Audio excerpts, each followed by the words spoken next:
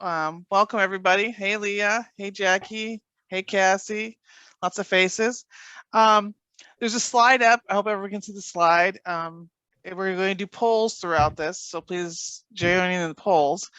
But I wanted to welcome you to the Career Coffee series. This is, I think, the 5th year that we've done this series. And what it came about from was that my career was always been in an agency. And I really wanted to ask people career questions, and I wanted to ask people questions about what to do for my career. And I had questions, but couldn't ask my colleagues because I didn't know who they tell the boss I was looking for another job, or, I couldn't ask the people who are around me. And so I started to make a network to find people I could talk to about this. And I realized that there are lots of folks that were like me who wanted to talk to folks about their career challenges and get ideas from people. But they wanted to do it in a safe and supportive atmosphere. And that's where the Career Coffee came about. This is a place for us to explore career changes, career questions, whether it's how to deal with a bad boss or how to deal with young next generation, or how to think about what's next in your career path. And that's kind of where this Career Coffee series came from. And I'm excited for its 5th year. And where this topic about career transitions came from was that I was talking to Maria. She's part of my network out there. And we're part of a First Friday group and a bunch of other groups. And I was talking to her about networking. I'm like, what's the challenge with networking? What's going on? And she shared with me her journey from when she was a reporter. Welcome back away from the dark side over there. She was a reporter at one point, and how she made the career change, and how she now has her own solo organization. And she also, on the side of that, is helping former journalists make the transition. And I thought, what a great story, because not only do you understand what it's like to be a communication person, but you're also trained in how to make that career jump. Like, you help people with that. So I thought that was a great mix to put together, to share with us as communicators some of the challenges and ways to think about career jumping or making a change in your career. And so I was so excited that Maria agreed to share with us her knowledge and to join us on this February morning.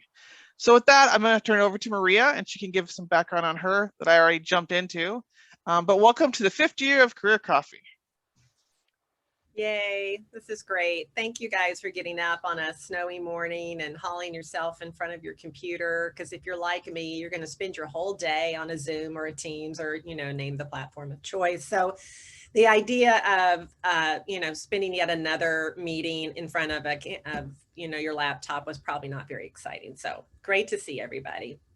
We are going to be doing a few little pop-up surveys as we go through. So every once in a while, you're going to see a survey like this pop up. And it's really a sense for me to get an idea of who's in the audience, what your needs are, so I can also customize the content on the fly, and address any questions that you might have as well. So I see that the majority of people here, or at least those participating in the survey, are looking at a job change potentially, and others like Susan are here just for good information so that you can help others in your network who may be experiencing a job lapse or wanting a job change. So thank you so much for that. I appreciate that. So, whoops. I'm going to have to, let's see, share the results. You guys see that? All right. All right, how do I move on, Hannah? Get rid of this poll. I will share that, and I can stop sharing and exit out for you. That's awesome. Thank you. Sure thing. Multitasking with technology is not my strength. So anyway, we're going to spend some time talking about how to make the jump. And I'm going to get into my background, because my background is kind of why I'm doing what I'm doing. As Eva mentioned, I started off in broadcast. So you may hear an accent. It's because I'm from North Carolina. Love and opportunity brought me to Minnesota it's 20 years ago now. It's hard to believe. But I graduated from UNC Chapel Hill with a degree in journalism. And I wanted to go into broadcast, and I did that. And you can see everywhere I worked here on the screen, all the logos. But I started off in South Carolina, running copy, pouring coffee. I worked 7 days a week, got paid for 5 because I volunteered to report on weekends. And I did the running around of scripts during the week. And what I realized is I really didn't love reporting. I loved storytelling, but not reporting. And so I got into producing, and that really got me to WBTV in Charlotte, where I launched a morning show and ultimately ended up on their main newscast. Met my husband there, got married, and then promptly within 6 months moved to Miami. And I worked at WSVN, where I got into news management, and loved organizing people, having my, my fingertips on everything that was happening from a content standpoint. And then from there, I went to WMAQ in Chicago because I knew at the time I wanted to be a news director. I wanted to run newsrooms. So I figured if I went to LA, New York, or Chicago, I could have a better chance of landing in a spot for being a news director. And ultimately, that's what I did. I left Chicago and I went to Louisville, Kentucky, and I was a news director at WHAS there. Absolutely adored Louisville. My husband and I had no plans to move. And after 4 years, I got a call about an opening at WCCO here in Minneapolis. And my husband is from here. I'm from a small town near Asheville, North Carolina. And when we were in Louisville, we thought we might have one move left, and we wanted to be near family because at the time we had an 18-month-old daughter. And when the job opened, I said, you know what? Minneapolis is big enough. I knew I wanted to get out of TV eventually. I had a deadline on that. And because I knew that it just was too demanding and I was tired of moving. And in that job, you move a lot.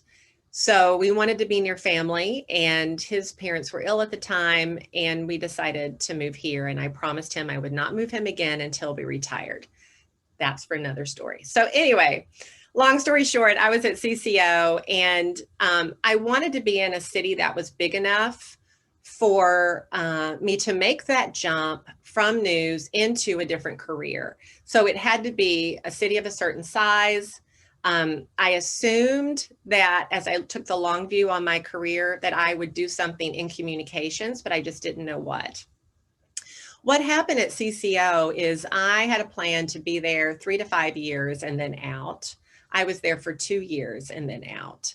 Within a year of being hired at CCO, I had a sense that I was not going to be there forever. When forever is like 5 years in news director terms. And I started looking a year into my tenure at CCO for another job. Now, at that time, I didn't know anybody else who was a news director who had gotten out of news. And so I basically had to write my own script for how to do a job search. And what I did is I took a year, I talked to 200 people over the course of that year to try to figure out what it was that I wanted to do next, because I had no idea.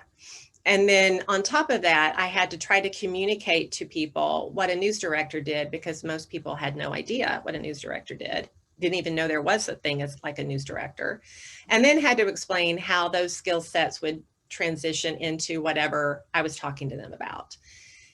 It took me that year, and I ultimately landed at Carmichael Lynch Spong at the time. It's now Carmichael Lynch Relate. And basically I landed there because Doug Spong, who was the founder of that agency, had already hired people who were not traditional PR people. And he could envision how I would fit inside his organization. I did not want to be in the media relations team. I was done with media. I wanted to make that transition out of media. I felt account management was where I needed to be. And he could envision me being successful in that. God love him. I'll be forever grateful to him for that, because he gave me my opportunity to make that jump out of news into something else. And I spent 10 years there and had a wonderful run there, loved it, but always felt like there was something else I needed to do, and really wanted to run an agency. So Alexa Walsko had me come over as President and Chief Strategy Officer to run Lola Red. I did that for a while, and then I really realized I wanted to do this myself. And so that's when I launched Topsail Strategies 6 years ago. And about 2.5 years ago, I'd been thinking about this passion I have had ever since I left news in helping other people figure out what they wanted to do. I would get phone calls from people in the business, in the journalism business, who I didn't know but knew I'd made the move. And I would spend an hour on the phone with them, gave them my best counsel that I could in 60 minutes, and then they went away, and I never really knew what happened. And I had always been thinking about a way where I could empower them and work with them and really help them make that transition. So I had about 30 days in March of 2019, I guess it was. 19. I called a dear friend of mine who coaches other coaches on how to be coaches. And I said, I want to take your 90-day course, but I need to do it in 30 days. And she said, okay. So I did that, and I created Jump Team Coaching with the idea that I would offer virtual courses to journalists who are looking to make the move into either starting their own businesses or into corporate world or into agency world or nonprofits or really wherever they wanted to go. So that's my very long story. But what the point of all of that is communications was at the core of everything that I ever did. Every job I ever had, storytelling, relationship building, working with people, mentoring people, leadership, all of those things happened at every place I ever went. And so as I look back and I think about if I were to make another move, it would likely leverage all of those things. And I'm confident today that I could leverage those things and make yet another pivot. So those are the types of things that I work with people on, is how do you articulate your value that's unique to you, to match that up with where you might want to go, and in a language where you can be hired and have the confidence to be able to stick that landing. So through that, I just kind of wanted to set the landscape of what's happening right now out there in the world. You all have read about it. I mean, it's been nonstop news about the employment sector been hit. And this first stat up here about Americans quitting their jobs at a record pace, 4.5 million quit in just November alone, with 3% voluntarily leaving the workforce in general and not coming back. There was an average of 3.9 million Americans per month last year who quit their jobs. All told, it was around 38 million Americans quit in 2021. That's a big number. You can see here 10.6 million job openings. That's about 1.5 jobs available for every unemployed person, which is a 20-year record. Of those people who left, 500,000 of them decided to start their own businesses. And of those, 2/3 became solo entrepreneurs, meaning they were not going to hire anyone. They just wanted to start a business. So why is this happening? These reasons are not going to be shocking to you, not going to be surprising at all. Especially in 2020, when COVID was so new, people didn't really understand about the transmission of that. There continued to be concern as various variants popped up. So fear of COVID has kept a lot of people out of the business. The bigger issue is this whole work-life balance. Now, work-life balance was a thing way before COVID, but it became even more amplified by the pandemic.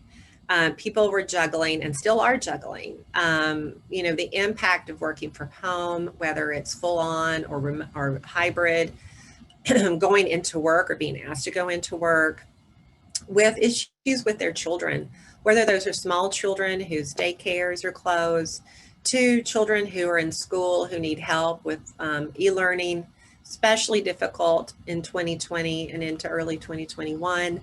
And then the sporadic, suddenly your child's school decides to go online for a few days, which here I'm out in Minnetonka, And we had a whole week where suddenly all the kids had to go home and study online. And then on top of that, there's issues related to kind of always on, always on when you're working from home. So that has been the biggest driver. Yes, there was stimulus checks and unemployment benefits, and there was a lot of chatter about people being lazy and just deciding to, cash in.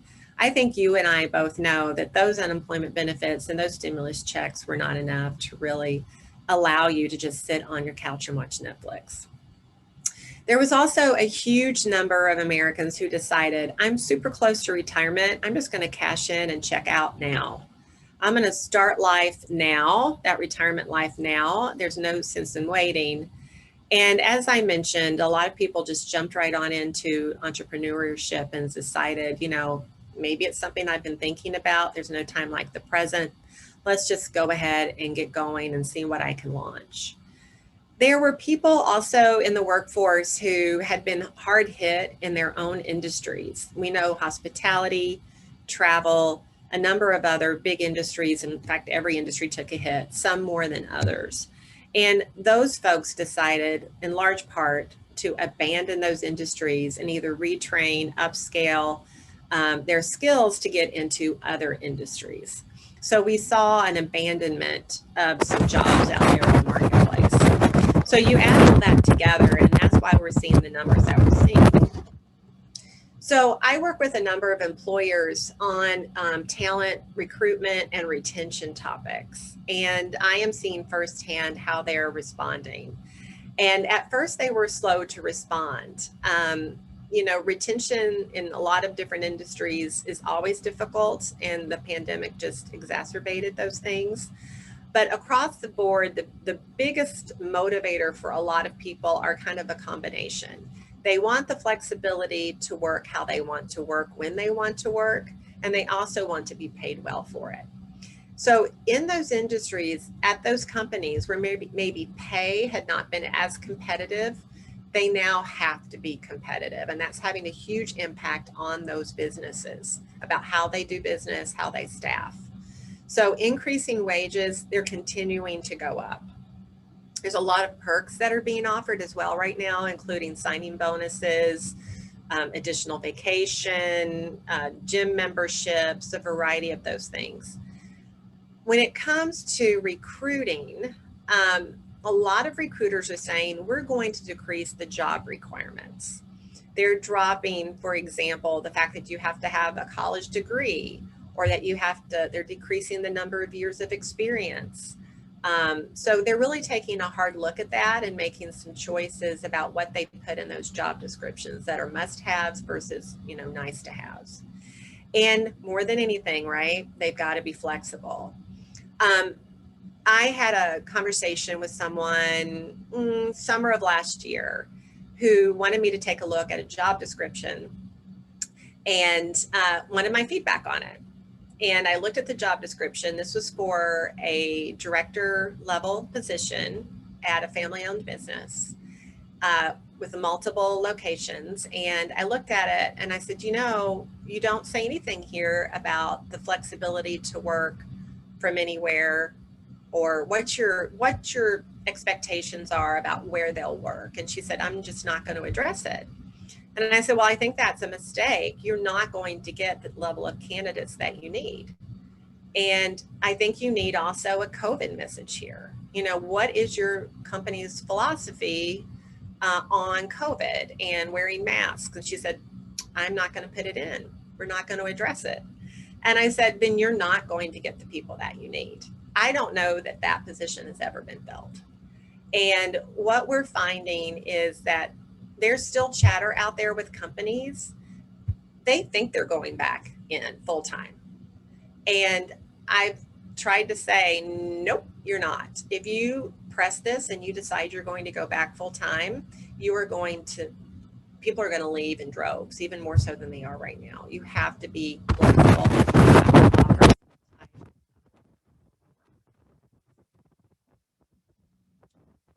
work from anywhere is on the rise. I don't know about you, but I have certainly been looking at these 1-year digital nomad visas and trying to figure out how I could get myself to another country.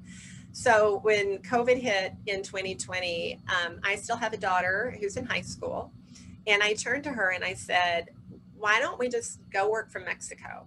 We could just go down there, work from Mexico. We could work from Costa Rica. I don't have to physically be here in Minnesota, and you're online anyway. I could not convince her to do that. I have still been trying to work on her, but she's refusing to do it. But these digital nomad visas are popping up all over the world. You can go online and check them out. They have various degrees of rules and regulations that you have to follow. Spain's one of the most recent ones, but you can go and stay from 6 months to a year, and in some cases 2 years, visa free, if you will, and just work and live in that country. So if you are in the position to, work from anywhere, you might love to travel. That's something you might need to consider.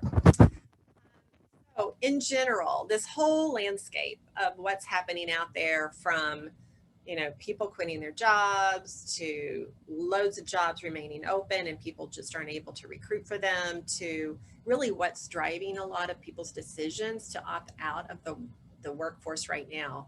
What does that mean for you if you're looking for a job? Again, I do spend quite a bit of my day talking to people who are in the business of recruiting.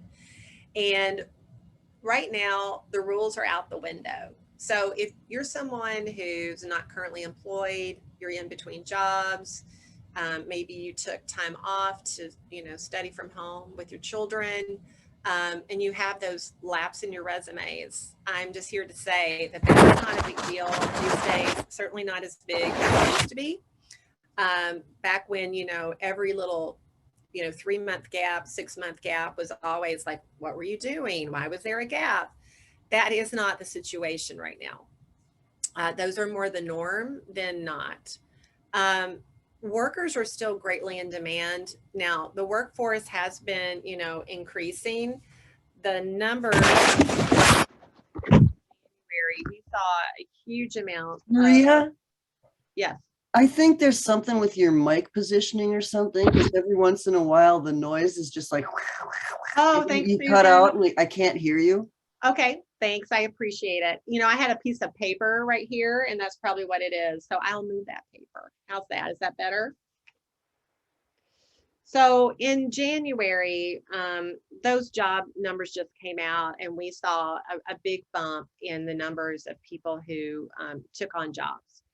Now, while the supply of workers are increasing and more people are deciding to go back into, whatever career, they are still greatly in demand. There is a scramble still to find talent. There's not enough talent out there for people to hire, especially under whatever conditions they're hiring. So you are in a very, very good position to try to find a job of your choosing. Companies are still considering how to change, how to adapt. So you might think, all right, we're 2 years into, COVID. Don't companies have kind of their philosophies set, of how they're going to work? And the answer is no, they don't. It's ever changing. They're ever adapting. They're trying to figure out, do we really want to stay hybrid? Do we really want to stay remote? Who are we willing to offer remote to? It is ever changing.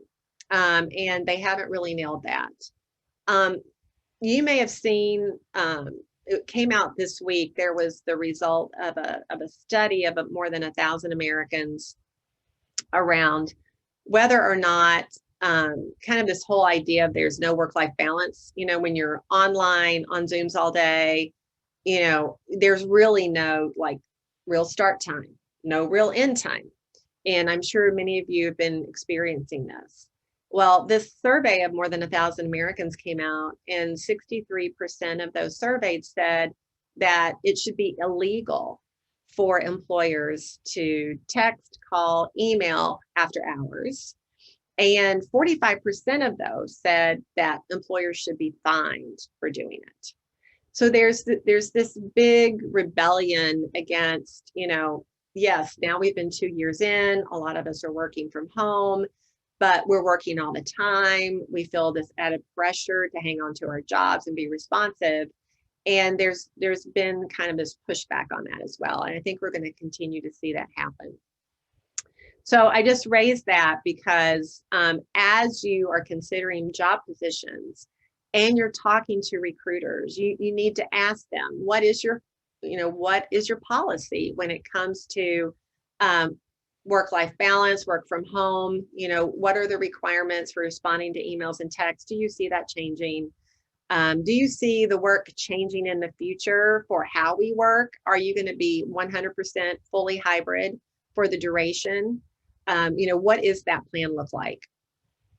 The other issue here that I don't think anybody was really prepared for is, how do you manage online workers? And, that's been challenging. If you're used to managing face-to-face in the same office, having sit downs, going out to lunch with people that you supervise, suddenly you're having to manage people remotely. And companies have not quite cracked the nut on how to ensure that their managers are doing that effectively.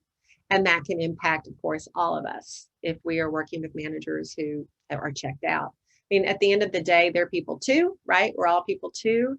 And we're having to juggle kids working from home, studying from home, spouses or partners working from home as well. So it's been challenging for managers to also figure out how to manage remotely. The good news is, with this ability to work from anywhere, you can literally work from anywhere. That means that your job could be located anywhere as well. You're not geographically restricted.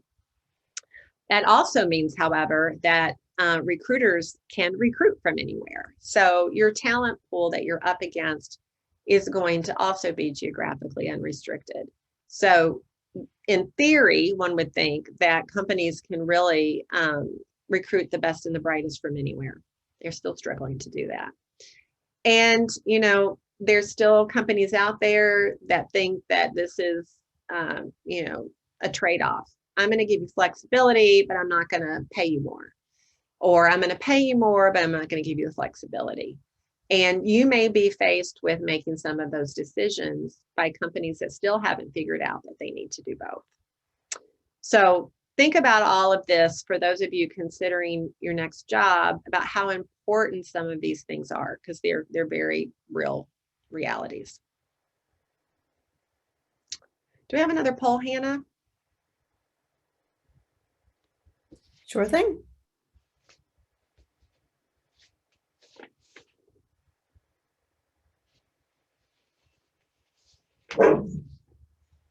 Sorry, a dog in the background.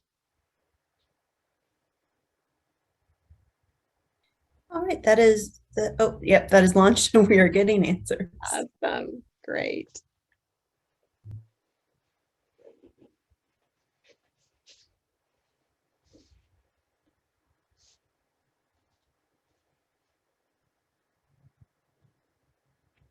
Okay, great.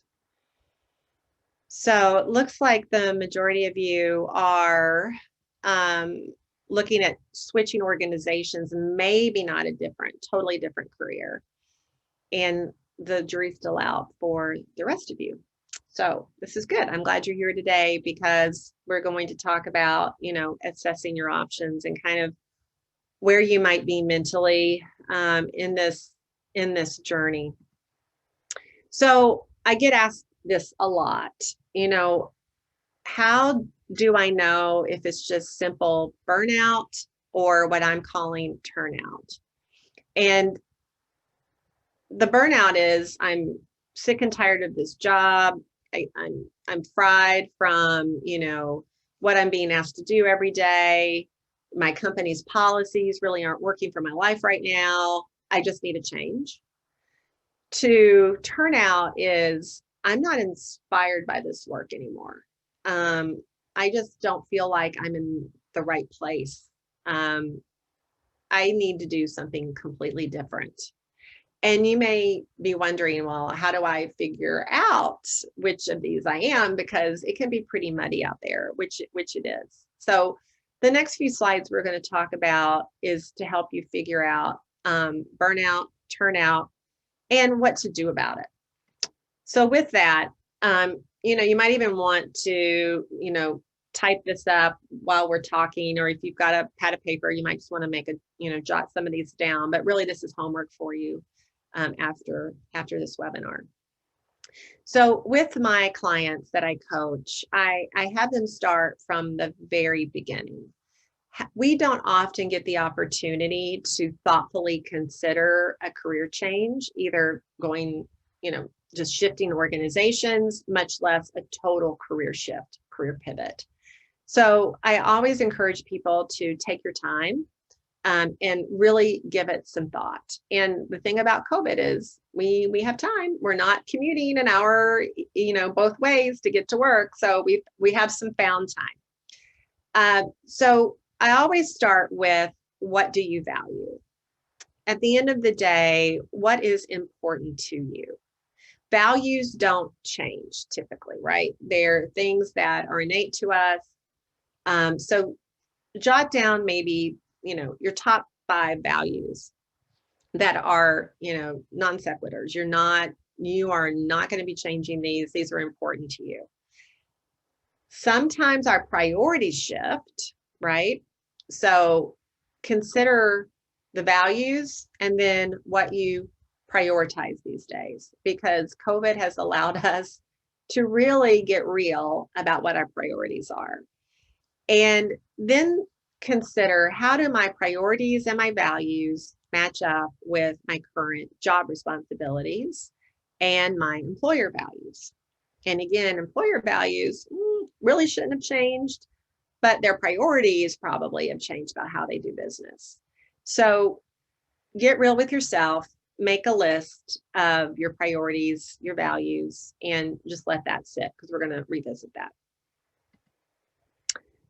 Now you want to get a sense of what you're good at. And this is something that, should probably come easy to most of you if you're veteran communicators. Where you excel, maybe where you don't excel. So start to make a list, those things that you're really, really good at, really skilled at, maybe uniquely skilled at, the things that you're not great at. But more importantly, I encourage my clients to ask 12 people what their superpowers are, to get a sense of how others perceive you. What do others believe you're good at? What do others believe that maybe you're not so great at? Because oftentimes we're too insular. We really don't know what we think we're good at, and what others think we're good at. There could be a gap there. So, just send a little email to, it could be family, it could be a friend, it could be former coworkers, it could be current coworkers, and just say, I'm just, maybe I'm working with a coach. You could just say, I'm working with a coach. And I'm just considering, what am I good at? What do you think I'm good at? And I think you'll be surprised at what comes back. It also can make you feel really great. So especially if you're feeling kind of down right now, it's just a really great reminder that you are good at a lot of things, and people see that. So make a list of your strengths, maybe your weaknesses, and then what other people think of you. Now think about your current job or your previous positions that you've been in, and think about, when were you happiest? What were you doing when you were happiest? What do you love doing that you can't imagine not doing in another job? What are those day-to-day activities? And make that list. And then, you can think all the way back to the beginning of your career, or all the way back to like your first jobs, maybe when you were in high school, and think about when you were happiest, those activities. You can also think about things that you do just in life, where you volunteer, or where maybe you used to volunteer, things that you do as hobbies that make you happy.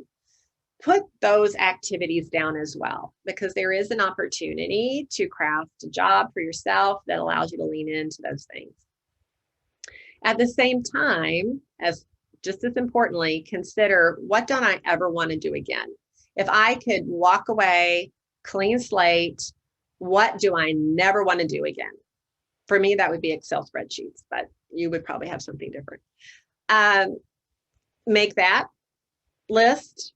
And then just for funsies, because this is kind of going to be fun, pop the things you love into Google and see what pops up and see what kind of jobs pop up.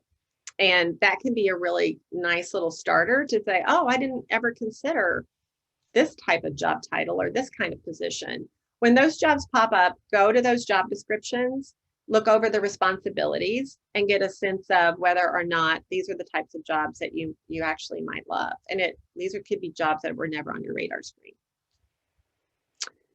Then I want you to daydream a little bit and really think big. If you could do anything at all, what would you do? And you might not be able to put a title to that, but think about the activities you would do. And it could have nothing to do with what you've done in previous jobs. It might have something to do, like I said, with that hobby or the things that you learned when you were volunteering. But think about your day-to-day life and how you would want to spend that if you could do anything.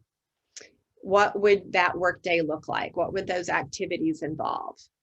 And then really consider what's holding you back from pursuing that. Could be money. You might feel like you're too old. Maybe you don't have the skills. Whatever it is, make that list. Now you're going to go back to those lists that I asked you to make, and you're going to compare your strengths list, your love list, your dream job list, and look at where are there some commonalities and where there aren't.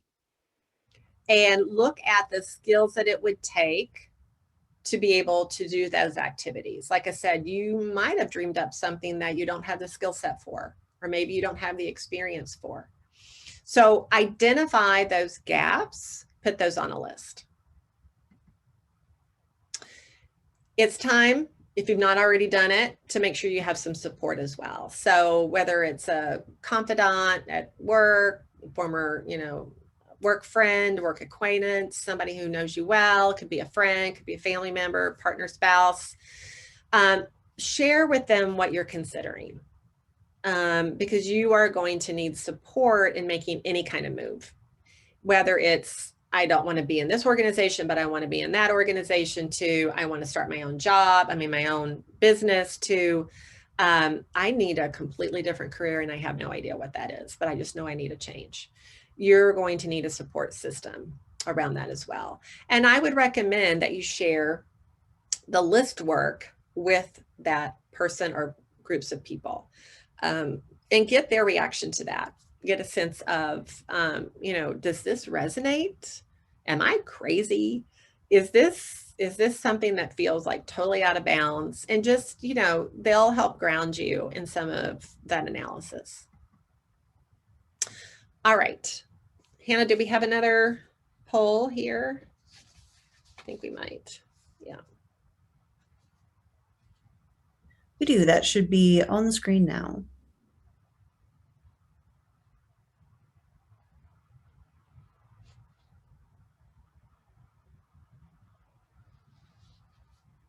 Okay, great. We're about half and half here. Some folks out there who've already started, seeing what's out there, and then half of you who have not. So great. Thank you, Hannah.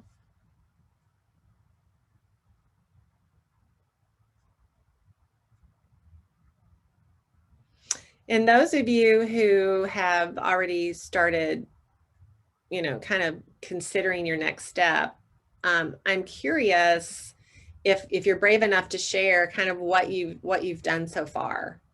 If anybody wants to admit that they're looking for another job, what have you done so far in trying to figure out what you want to do next?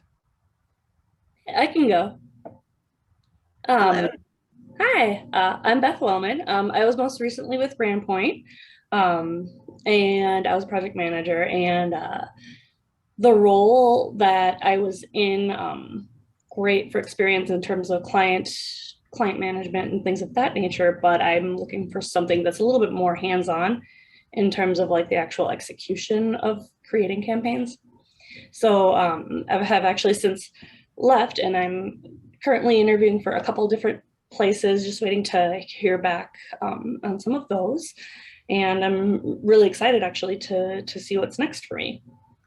That's awesome. Congratulations for making those bold steps. Good luck. That's fabulous. So you're already out there applying. So you're well on your way. That's fabulous. Anybody else want to share?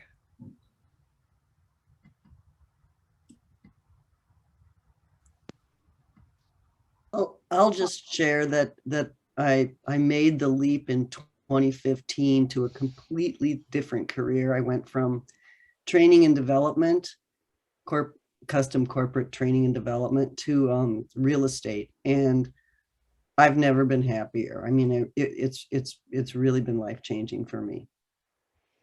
Thank you, Susan, for sharing that. And I think that when you are in your head, you've kind of made that decision that you need a change, that when you do make a change, you do feel good about the change. I have not talked to anyone who made a change and regretted it. And I've talked to a lot of people. Doesn't mean that it can't happen, but when you feel it in your bones that you need to make a change and you successfully make that pivot, you know, people do tend to be pretty happy with making it. So thank you for sharing that. Maria, it's Marcia Phillips. Good morning. Hello, Marcia. Good to see you on this webinar. It's good to see you too. I was really excited to hear from you this morning, and thank you for your time. I made the change about 5 years ago, and I followed some of the steps that you have outlined this morning and had some of those coffee conversations, and the consistent messaging that I received from either folks who are out there on their own or who made the change. And that was, what do you really want to do? Back to your point of what is your passion? What makes you happy? What don't you want to do? And those, even though they seem like they're simple questions, they can be pretty challenging once one has to, well, I'll speak for myself. Once I had to put pen to paper and really dig in and think about, all right, if you're really going to do this, are you going to be happy? And also, once I did launch out there, after a period of time, learned that I had taken on some of my old, not habits, but activities, and realized that I had to drop them because I wasn't happy and I was seeping back into that space. So, but thank you for everything that you're offering us this morning. Oh, Marcia, thanks for sharing, and appreciate your words of wisdom as well. I know we can slip into old habits, right? I mean, especially if you've been doing something for a really long time and then you decide you want to pivot, it's super easy to backslide into the comfortable. And you continue to have to push yourself, because making a change of any type is not easy. And it's just human nature to do what's comfortable, what makes us feel safe. And putting yourself out there and making a change doesn't make you feel safe, right? But that's why doing this upfront work is so vital, so that you can step out in confidence that the move is important to do, number one, and that you've really thought through it. And that added confidence will help with that feeling of safety, that you're just not making this change on a whim. So I appreciate everybody sharing that. So how do you get started? I'm going to walk you just through some more activities that you can do on your own that will help you start to make those first steps. So after you've done all the list making, after you've talked to, friends and family, you've gotten those superpower feedback. I have something called the 4 R's that I recommend. And this is part of my curriculum. It's an 8-module curriculum that's done on a weekly basis over the course of 2 months with live weekly Zoom coaching that I do with my clients. And I hold their hands, and I walk them through this process. So we go through that foundational work that I just shared with you. And then we spend a couple of courses just talking about resume and cover letter. I'm going to dive a little bit deeper into how that might change for you depending on if you're looking for a completely different career versus just moving inside organization or to another adjacency organization. And then we got to get out there in the job market, right? Just like Beth is doing right now, and figuring out what's out there, what's open, what's interesting. Networking has taken on kind of a new colors, I guess, over COVID. We've been so focused on, surviving, trying to thrive during COVID, that maybe you haven't really done the lunches or the coffees or gone out for happy hour that you normally would have done, that would have kind of kept that network pumping. So you're going to have to, if you haven't already, really gear that network back up. Super important and absolutely vital to the job search. And then you got to get your messaging down. And you've got to figure out, how do I want to present myself to the world? What am I going to say about myself that's uniquely me and the value that I bring? And we're PR people. This is what we do. But you would be surprised at how difficult it is when you have to do this for yourself. So, just keep that in mind. You might be like, why is it so hard that I can't write my elevator speech? And this is what I do for a living. Well, it's because you're really super close to it. So I'm going to talk through just each of those 4 R's and talk into a little bit more detail about it. So, and you all likely know this. Some of you may not, but it has become so challenging to just submit a resume these days. Like if you're looking at job boards and you're submitting off a job board, or you're submitting a resume to a corporate website, career site, the chances of a real human being, of course, looking at that is slim to none. You are definitely going to be in this big, this big vat of other resumes. And so you have to figure out how you're going to make yours stand out. Well, first and foremost, your resume has to be customized for each and every job. Just taking your standard resume and putting it out there is just not going to cut the mustard anymore. You have to customize it. And so on most resumes, there's a little paragraph at the top that could be professional summary, some type of just, 2-3 sentences about who you are, what you're doing, what you're looking for. That has to be customized, and it has to be enhanced with keywords. So as you look at the job posting, you need to look at the keywords around the job responsibilities, what you would be doing in that job, and you need those words to show up in your resume and show up in your cover letter, because it is going to be basically AI that is used to scrape all of those resumes and to elevate, the first round to whoever's doing the recruiting. So your resume is incumbent on it being basically SEO optimized. So make sure that you're incorporating those words from the job posting into the resume and cover letter. A lot of us have traditionally just put, this is where we worked, these are the activities that we did, these are the skills that I have on the resume. But if you've ever worked with a professional resume writer, it's all about impact data. So not just what you did, but what kind of impact did those activities drive? So you need stats, facts, percentages, growth percentages, engagement percentages, depending on what you are applying for. Just take a hard look at your resume to see, how could I add some statistical data here that shows that what I did actually drove whatever the goals were for the business. If the goals for the business were, the goal was I needed to, drive awareness by 5%, but you actually grew awareness by 7%, super important to put that in the resume. And then, any wins that you had. And these are where these little bullets come in under maybe the job title, with a quick little summary of what you did in that job, and then put some bullet points in that bring to life some of those wins that you had in that position. And that's where that impact data can really take hold. I work with clients on creating a cover letter template. Now, the template outlines, basic value prop.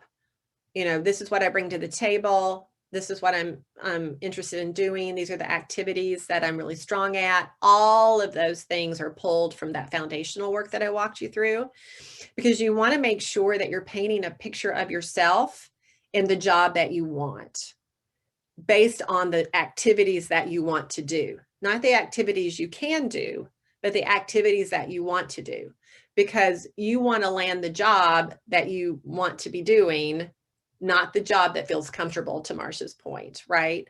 Yes, I could do that because I've done this job before, but maybe that's not what you really want to do. So that cover letter needs to include all of those key messages around, this is what I'm great at, this is what I'm highly skilled at, this is what I'm passionate about, but all aimed at the activities that you want to do in the next job. And if you can, ultimately you want to describe why you're uniquely the one for that position. What value can you bring to that position immediately? And this is always about the employer, not about you. So what I mean by that is you have to position how you are going to drive value for them, how you are going to help move their goals down the field. So this is not like, I'm super excited by this job and this is going to help me fulfill my dream. Nope, nobody cares about your dream. Hate to say that. It's more about, I can see myself inside your organization because of X, Y, and Z. And because I have these A, B, and C skills, I know that I can have an immediate and impactful, impact on your business, or however, that kind of thing. So you kind of have to flip the script on the cover letter. I always ask people when they get into the actual job searching mode to go back to that dream job, that dream big activity, and just do a quick touch base with yourself. Am I holding true to this dream job if there's some components of this dream job that I wanted to pursue? Or have I kind of abandoned that in this scurry to try to find a job? You want to just touch base with yourself through this process to make sure that you're not going back to the old habits, that you're not easily going back to something that feels comfortable. Keep yourself inspired about, why am I making this change? What are those priorities? What are those values? What is that dream? What am I passionate about? So just touch base with yourself through the process. I also ask clients to consider, where do they want to do that? Physically where? What company, what organization are on the dream list? Maybe you've always loved Beth Ford over at Land O'Lakes. You never considered Land O'Lakes, but you love Beth Ford. Maybe Land O'Lakes should be, on your wish list. Does that company's values, do those company values line up with your values? Super important, especially now when we're looking at companies trying to figure out how they're going to work. How are they going to support people who are working online? Really look for hints in that in their website, in their job descriptions, in their marketing materials. What do they say they value? How have they pivoted during COVID? Super telling. And there, you can visit job boards and set up alerts and review job descriptions and everything to try to understand that. Also to ping you when there's a likely job that's a fit for you that pops up. And then again, each and every job, go back to that resume, make sure that it speaks to those conditions each and every time that you apply for a job. That networking, not a surprise, I'm sure, to anyone, but 9 times out of 10, you're going to get your next job through networking. You're going to find out about the job from someone you know or someone they know. Your resume is going to have a better chance of actually getting into the hands of a recruiter or hiring person if it comes through someone who already works in the organization or is known to that organization. I placed a client who was coming out of TV and went into a very, very large global organization because she found someone inside that organization that she knew, and that person elevated her resume. And in short order, she got the interview and got the job. Obviously, it's not brain surgery. We all know this, but it's super critical. That network, then you've got to crank that back up. So doing a quick Zoom meeting, socially distanced coffee or lunch, you know, coming to webinars like this, or, you know, virtual happy hours, or getting back to, you know, Susan and I were talking about, I haven't been to this women's networking group that meets on a monthly basis in forever, and doing those things are super important. When you are trying to elevate that resume, go as high as possible. So when, I don't know if I could do this today, but back when I was meeting with those 200 people, to try to figure out what I wanted to do, I started at the top. So I always called either the CEO or the president, and reached out to those people. And granted, I was looking at agencies and small companies. I wasn't looking at big global, you know, companies, but I always started at the top for someone who could make a decision. And even if I didn't meet with the CEO or president, they always brought me to the VP or the director who did meet with me. And because it came from the CEO or the president, I was already vetted, meaning they thought I was important enough to meet with them. So they gave me the time of day. So I highly recommend that even inside organizations where maybe someone works in this division, but you're applying in this division, that's fine. Go as high as you can with the people that you know, and they can share that resume across the line, across the silo. I'm also a big fan of just cold reach outs. I have scripts for people that you don't know, people that you kind of know, people that you know better than others, and people that you know really well. And how do you make that introduction? How do you make that connection? How do you start to worm your way in and know more people, and really start to develop relationships that could be of value long-term or short-term? At the end of the day, networking is about developing relationships. It cannot be transactional. It cannot be only to find a job. It really has to be, how can I add value to this human being that I'm talking to? And if I get value back, it's a bonus. I'm a big fan of saying, the more people you know, the more people you know. And you never know when those people that you know are going to end up, you know, benefiting you. It's just kind of a perk, I think, of networking. When you are doing those network meetings, always ask for a referral. Always say, are there three or so people that you would recommend that I reach out to that you know? Can I use your name when I reach out? Or better yet, would you broker an introduction via email, and just pass my name along? You'd be surprised how many people are willing to do that. And this is how you can grow your network in spades. And again, you just never know where that introduction is going to go. So as PR people, we know the importance of having our key messages ready. So I highly recommend that you create an elevator speech that is developed around where you want to be, the type of job you want, why you want the job, why you're good at the job, and the value that you can bring to anyone who hires you for that position. So it's 30 seconds or less. It's several different sentences, but have that ready. You'll need it for your networking meetings. You'll need it for, you know, potentially the first question you get asked in a job interview.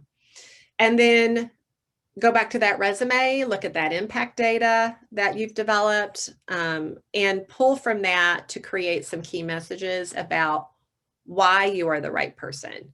And all of these are messages related to, these are the kinds of activities that I want to do, why I do them really well, the proof that I do them really well. And you can pull from this in job interviews. Just have them ready, maybe not on your laptop like I have where they can't hear you, but, you know, have them ready on the side. And, you know, pull from those key messages when you're doing the interview. I also recommend that you do some mock interviews with people that, again, that group of the support group that I talked about. Have them drill you, do some mock interviews. I do mock interviews with clients all the time, and we role play just like a good old crisis counseling or media coaching event that many of you do. Just do that with yourself and with a friend, and just practice those messages. Because once you say it out loud, you'll know if you need to change it. And then just put that on repeat. You know, keep repeating, keep refreshing. Depending on the jobs that you are applying for, you may need to kind of tweak your key messages as well to make sure that they're highly resonant. And with that, I just invite you to go stick the landing, and I wish you the best of luck. And I've got one more poll, and then we'll open it up for questions.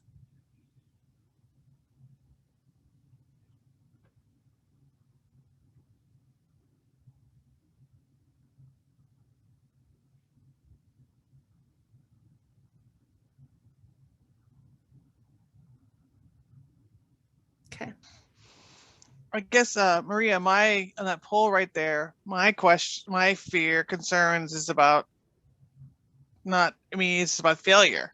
And I don't see that as an option there. Like It's not an option, Eva. I know, but that's like my biggest fear is like, what if I don't do it? What if I don't get the job? What if I'm like, yeah.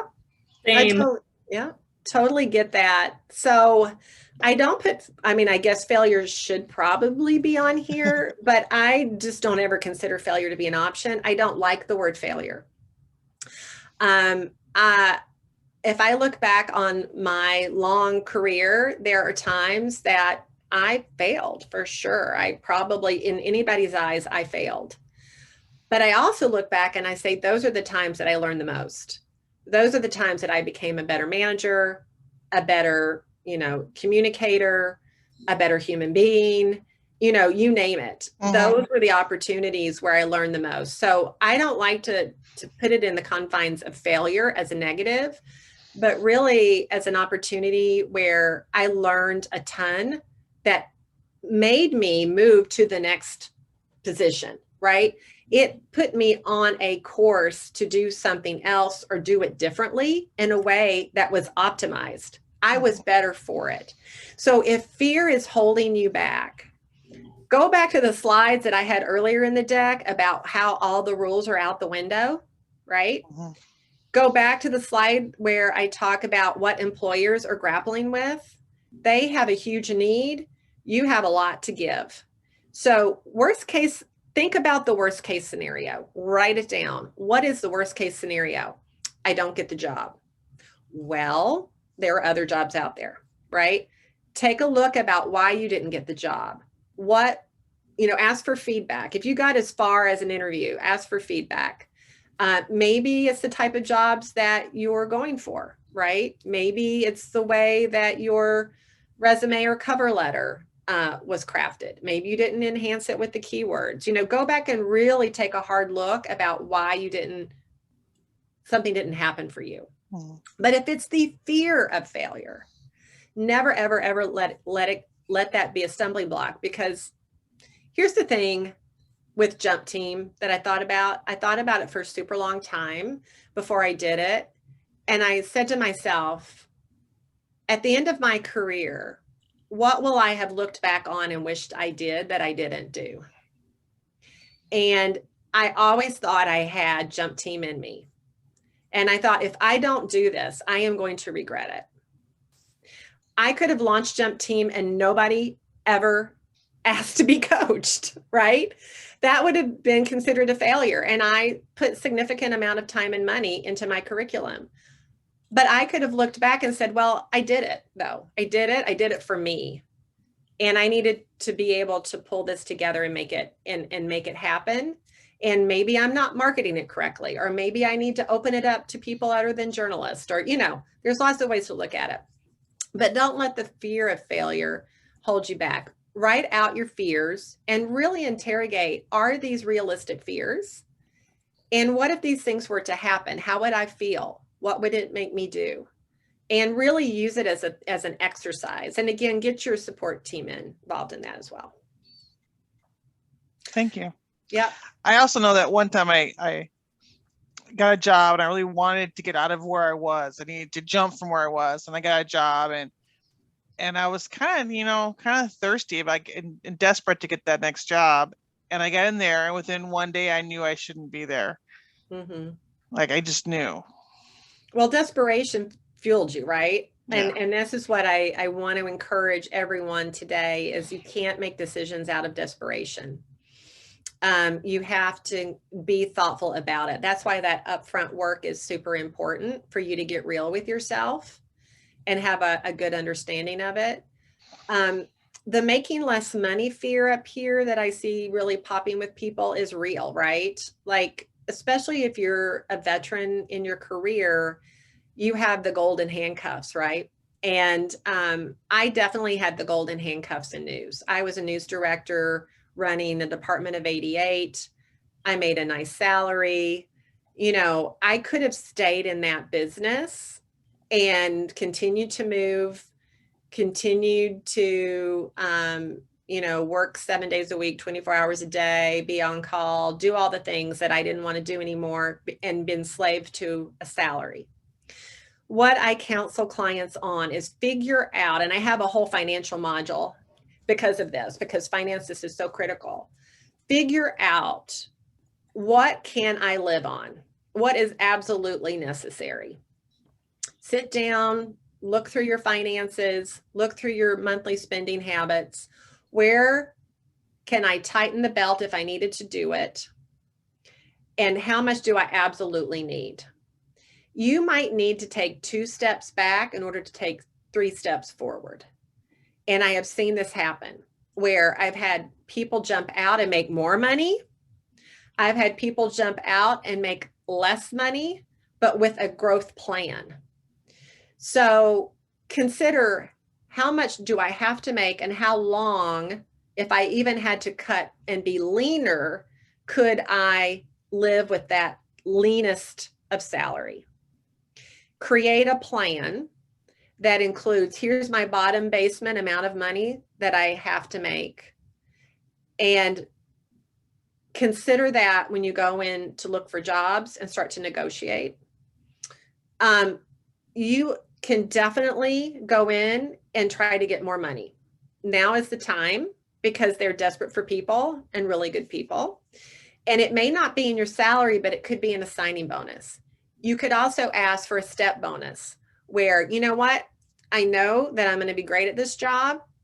In 6 months, I want to sit down and talk about this bonus, pre-negotiate what that bonus could be. Maybe it's a range. Pre-negotiate what the qualifiers for that bonus would be, and talk to that person about how you're going to be graded on those qualifiers and what the deadline for that bonus discussion would be. So make sure that it's super thoughtful, but you can bake that in.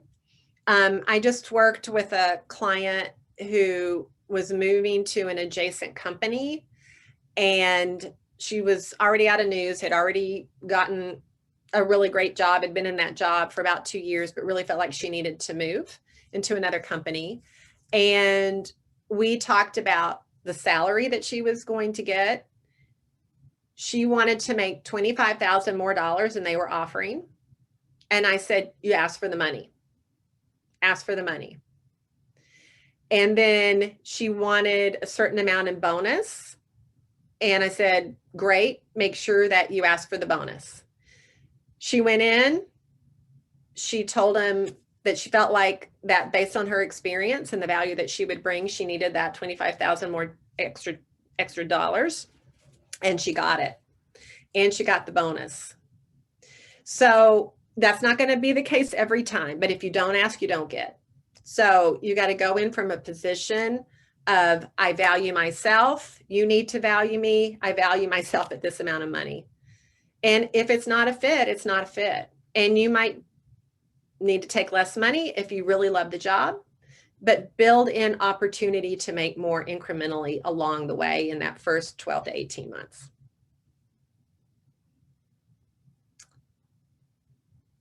What other questions can I answer? I noticed that going into the office versus remote work really wasn't a concern for those of you on the phone. So I'm assuming that you're okay with working in person, and you would be not the norm in that. There's still, as I mentioned before, tons of people out there that really want that remote or hybrid work, and in large part because they enjoy the flexibility. So that's really interesting that that's not something that you guys are worried about. Is there something more important than money?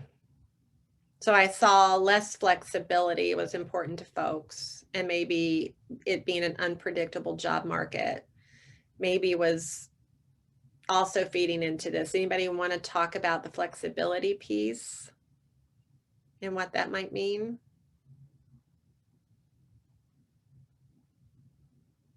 I'm also curious how much time you're going to give a new employer to impress you.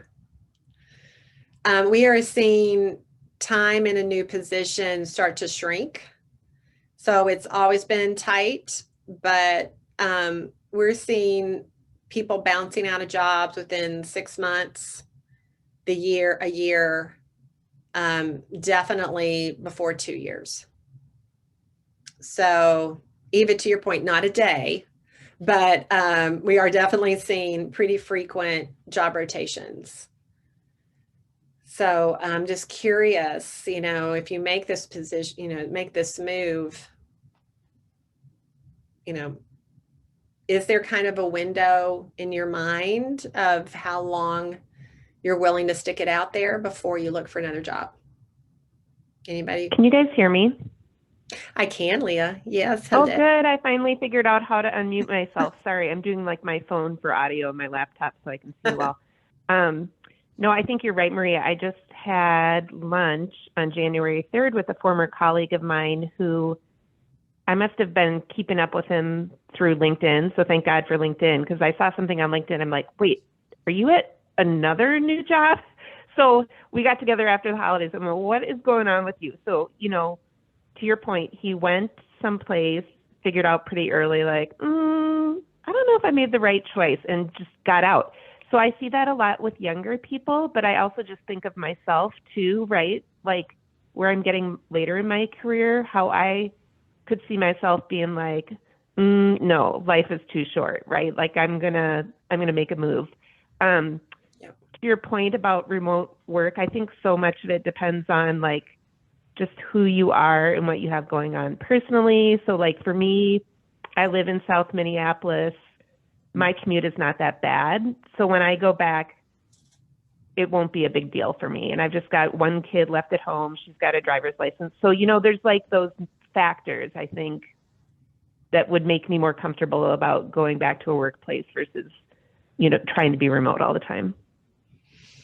Yeah, I hear you on that. Having older kids, my goodness, what a blessing that's been, right? The last 2 years, if you've had older children, or maybe you're an empty nester, I have so much respect for parents with younger children. I just don't know how you've survived, but you have. So congratulations. That life's too short philosophy, Leah, that you talked about, that is actually what has spearheaded a lot of people leaving just the job market. Is COVID has really caused people to take a pause and say, life's too short. It can be ripped away completely at any time. What am I doing? I'm not really happy here. Why am I waiting? And that has really been what is the underlying fuel behind all of this change. And people are trying to figure it out, So I just, maybe go back to the person you were talking to, Lee, and say, have you done this list making exercise that my friend Maria suggested? I think you really need to go try some of these lists. I don't know, but it's interesting how I've brought people through these several times, and they always find something that they hadn't really realized was as important to them as it is. So even if you're really happy in your job, it might be worth doing it. You might learn something about yourself that could help you either in the next job or maybe even enhancing your current job. I really love doing this, but that's not part of my job description. How can I get that into my job description? You know, consider that too as a way to enhance the enjoyment of your current job.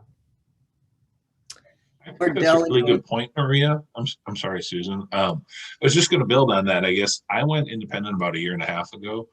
Congratulations. After I went to another agency. You know, I've done agency the last 12-ish, 13 years, whatever. And the last one just wasn't a great fit. You know, nice folks just didn't work. They weren't where they thought they were. Pandemic changed some stuff. And so, but it's interesting, I think, for everyone to go through this, because now I work for myself. So my boss is kind of a jerk, but generally I can't complain.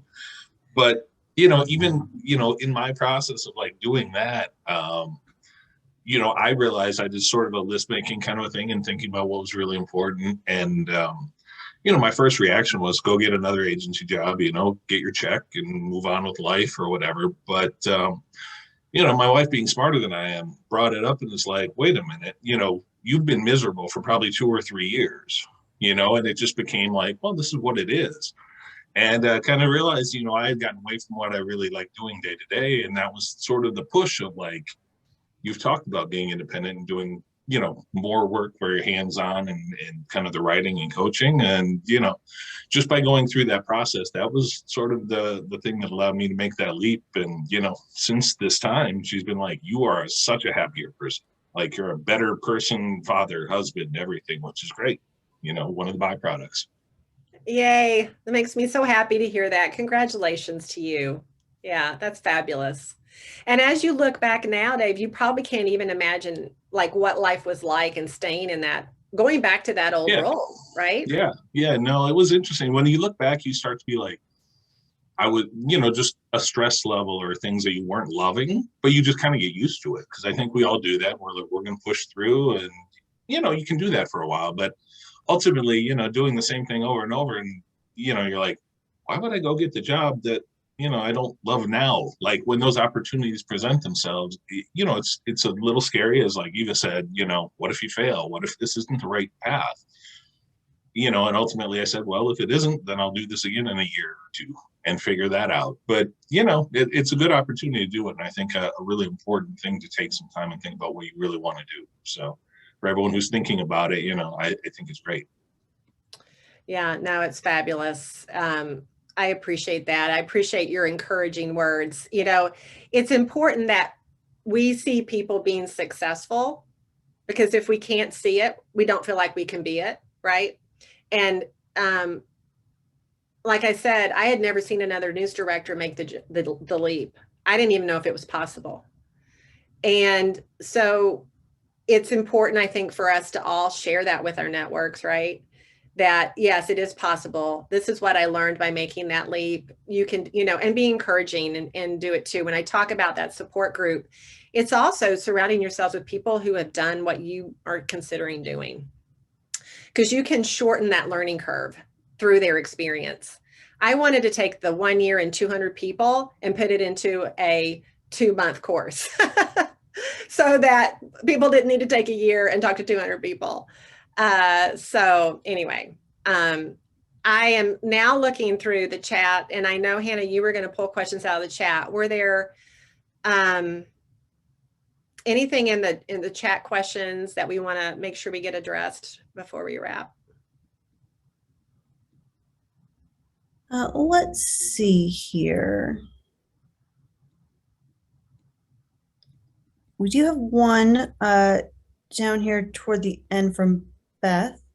And that is, how do you talk about a position that wasn't a good fit to a new employer? So kind of what we were just discussing about the shorter times at a place and how you discuss that moving to a new opportunity. Is that what you meant, Beth? Like in the interview process? Yeah, well, in the interview process and talking about that sort of thing, and you know, the position just probably wasn't a good fit, but you know, you're still a great employee. You want to like show that, you know, you can still do the job that you're applying for. It's just the one prior to that, you know, might not have been the greatest fit.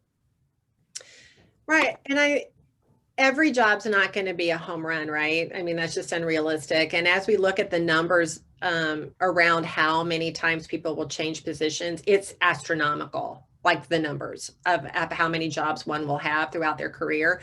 You can't expect them all to be fabulous. So when you're talking to a recruiter about a job that maybe wasn't a great fit, you know, you can say, here's why I was attracted to that position.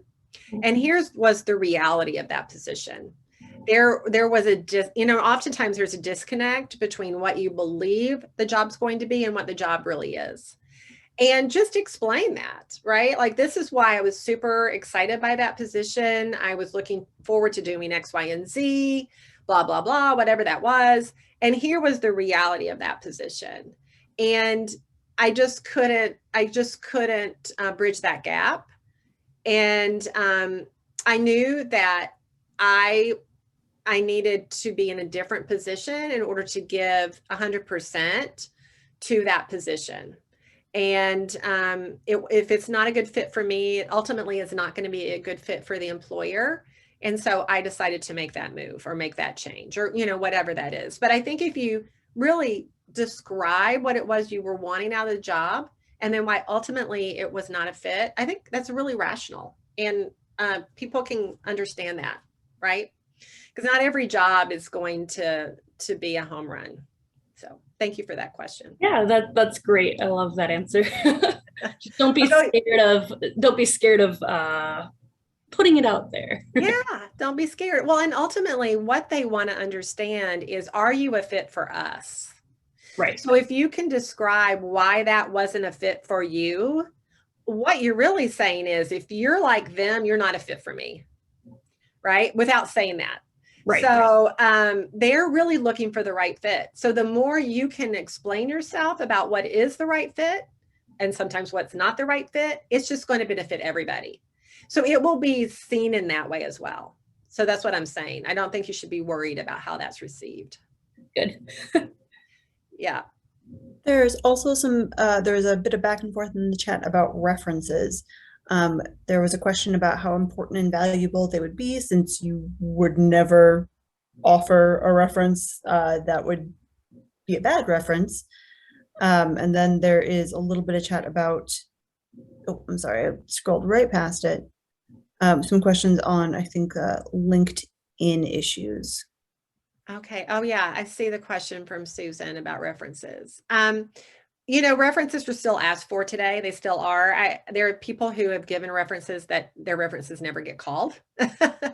And of course, the reference are going to be, in theory, glowing about you.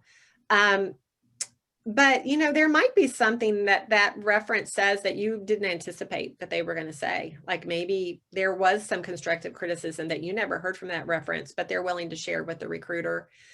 You know, I would still defer to people that know and love you and appreciate your work and can speak to those specific skill sets that are going to resonate in that job you're looking for, and just let it all come out in the wash. I mean, again, they may not ever be called. But yeah, I mean, they're still important, and you still should give it some thought. But yeah, I saw LinkedIn, some remarks about LinkedIn. I'm a huge fan of LinkedIn, and it's good to have references on your LinkedIn as well. So I do updates on LinkedIn profiles for people as part of my curriculum, and going in and making sure that you have updated recommendations, things like that, references on there is super important. Those keywords I talked about from the job description, they need to be on your LinkedIn. So you need to embed the keywords from your preferred job descriptions and have those in your LinkedIn profile throughout, and also in that little summary box that you can build out. Having keywords at the bottom of that little summary box about key skill areas, that's a great way to get those keywords in. But LinkedIn is going to be the first place that you're found. So it's the number1 place. So it's important that your resume and your LinkedIn profile are very similar. They support each other. And that LinkedIn profile is as robust as it possibly can be. And thank you to that question about LinkedIn, because that is something I didn't address, and it is super important. And just for what it's worth, yes, I work with journalists, but my advice transitions to pretty much anyone that's looking to get out of a job, move positions.